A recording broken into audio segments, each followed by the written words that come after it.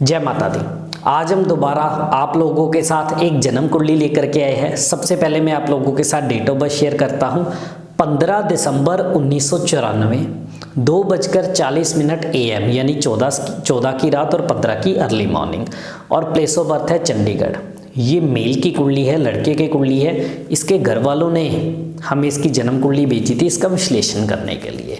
तो सबसे पहले इसकी जन्म कुंडली देख लेते हैं। तुला लगन की कुंडली है। राहु और शुक्र का मेल पहले घर के अंदर, सूर्य बुध बृहस्पति दूसरे घर के अंदर, शनिदेव 5वें घर में अपनी ही राशि के विराजमान है। केतु और चंद्र का चंद्र ग्रहण मेष राशि का 7वें घर में बना हुआ है। और मंगल देव जो कि 7वें घर के भी स्वामी हैं और दूसरे घर के भी स्वामी हैं, वो जाकर के बैठ गए 11वें घर के अंदर।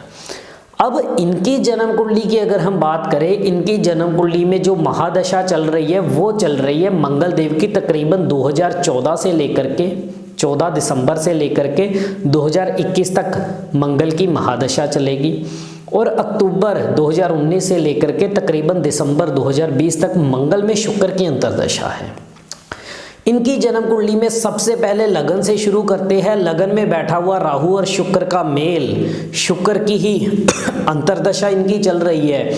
लगन में जब भी राहु और शुक्र दोनों बैठ जाते हैं, दोनों ही सूर्य के दुश्मन है, यानी कि ऐसी कुंडली के अंदर सूर्य खराब, जो कि धन भाव के अंदर बृहस्पति अपने मित्र के साथ और सूर्य बुध वो भी उसका मित्र उनके साथ बैठा हुआ है। हालांकि दूसरे घर का ये मेल तो बहुत अच्छा है, सूरज बुध और बृहस्पति का एक तरह का राजयोग है, लेकिन यहाँ पे सूरजदेव जो है वो काफी खराब हो चुके हैं। लगन का बैठा हुआ राहु और शुक्र का मेल इंसान के स्वभाव के अंदर, यानी इनके स्वभाव में गुस्सा, इरिटेशन, फ्रस्ट्रेशन बनाएगा। पिता और आगे जाकर के पुत्र के सुखों में कमी के योग बनना। और उधर 5वें घर में भी शनिदेव बैठे हुए हैं, जिसने सूरज की वैसे ही बैंड बजा दी, यानी कि सूरज के फल पूरी तरह से खराब। लगन का राहु 5वें का शनि, दोनों की जड़ों के अंदर उसके दुश्मन ग्रह जाकर के बैठ गए। सूरज को तो ग्रहण लग गया जो जाकर के दूसरे घर में बैठ गए, यानी राहु लगन में और सूरज ग्रहण होगा। तो ऐसे में गुस्सा, इरिटेशन, फ्रस्ट्रेशन रहना, काम धंधे को लेकर के दिक्कतें रहना। सरकारी नौकरी का प्रयास इसके घर वाले कर रहे हैं लेकिन लग नहीं रही, काफी सिफारिशें भी डाल रहे हैं लेकिन कोई भी लाभ नहीं हो रहा, जिसमें कई बार इनके पैसे भी खराब हो चुके हैं। क्योंकि चंद्र ग्रहण भी बना हुआ है, राहु और शुक्र का मेल भी है। राहु शुक्र के मिलने से इनका स्वभाव विपरीत लिंगी की तरफ ज्यादा आकर्षित होना, और काफी बार इनकी इस मामले में घर में कंप्लेंट्स भी आ चुकी है।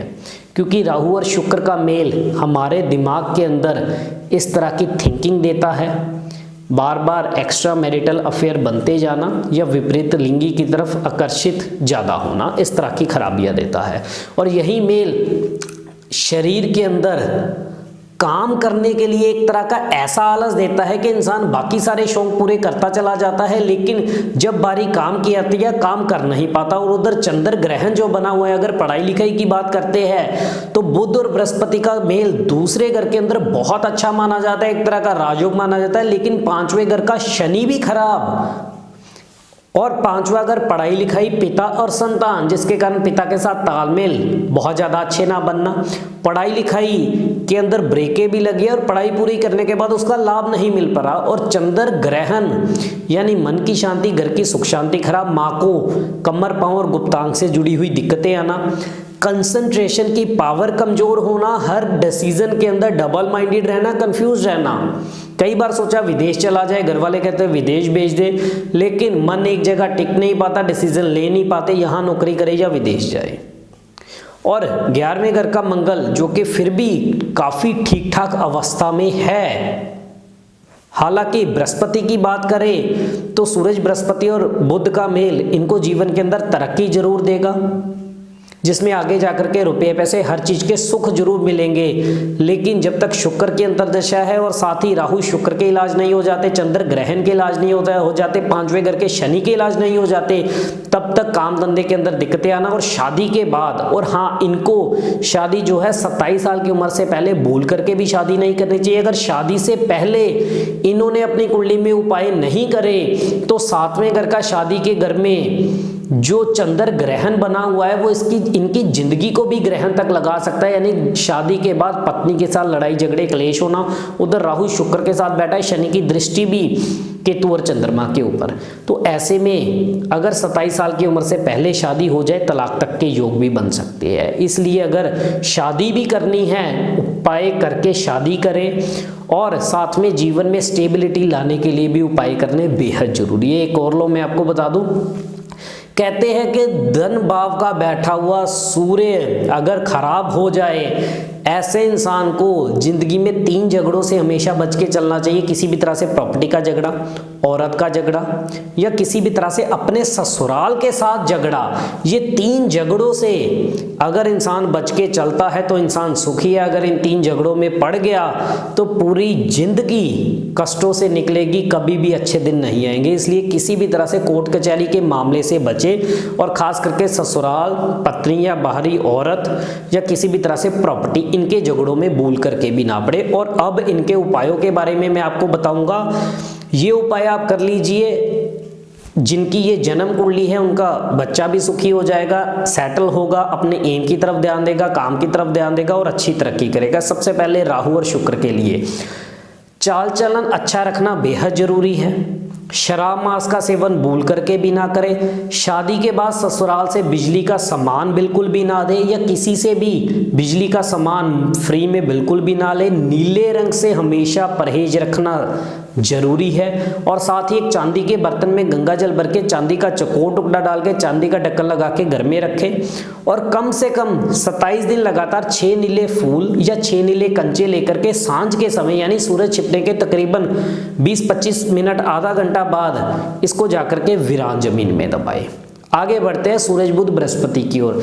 घर के अंदर किसी भी तरह से ऊन के गोले, रस्सी के गोले, निवाड़ के गोले अगर पड़े हुए हैं, उनको खोल करके फेंकना घर से बहुत ज़्यादा जरूरी है। ध्यान रखिएगा, बिना खोले मत फेंकिएगा। उनके अंदर इनका, इस बच्चे का भाग्य भी लिपटा हुआ है, तो इसलिए घर में ही उसको खोल करके, भाग्य एक तरह से घर में ही खोल के फिर उसको बाहर फेंकना जरूरी है। शनि के लिए शराब मांस का सेवन करना बिल्कुल भी, अगर ये करते हैं तो बिल्कुल बंद करवाइए। पिता के साथ तालमेल अच्छे रखें। पिता के द्वारा इस्तेमाल की गई चीज़ें अपने पास संभाल करके रखें। हर रोज केसर का तिलक नाभि जुबान माथे पर लगाएं।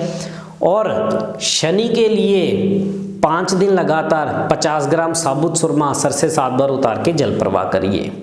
और हर चंद्र ग्रहण पे और हर सूर्य ग्रहण पे, अभी इस महीने भी सूर्य ग्रहण आ रहा है, जब भी सूर्य ग्रहण आएगा 1 किलो साबुत बादाम और 10 सूखे नारियल बिना पानी के सर से 7 बार उतार के सूर्य ग्रहण के मध्य में जल प्रवाह करिए। और जब भी चंद्र ग्रहण आएगा तो 700 ग्राम साबुत बादाम, 700 ग्राम सरसों का तेल, 700 ग्राम उड़द साबुत, 700 ग्राम काले तिल, 700 ग्राम सफ़ेद तिल और 7 सूखे नारियल, इन सबको मिलाकर के सर से 7 बार उतार के जल प्रवाह करवाना बेहद जरूरी है। और माँ के वजन के बराबर साबुत चावल घर के उत्तर पूर्वी कोने में रखिए, और एक पीतल के लोटे में भी गंगा जल भर के पीतल का ही ढक्कन लगा के उसको घर में स्थापित करना बेहद जरूरी है। और कान छिदवा करके उसके अंदर सोना पहनिए। मात्र अगर आप ये उपाय करते हो, आपका बच्चा भी सुखी होगा, सही लाइन पे आएगा, काम काज का सुख अच्छा मिलेगा, आगे जाके जीवन में अच्छी सेटलमेंट होगी।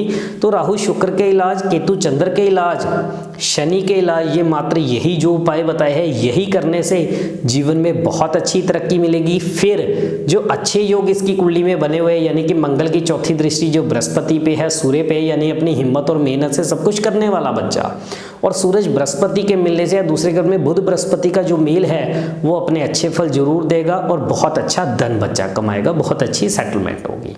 इसी तरह से हम और भी विषयों पे चर्चा करते रहेंगे। इजाजत दीजिए। जय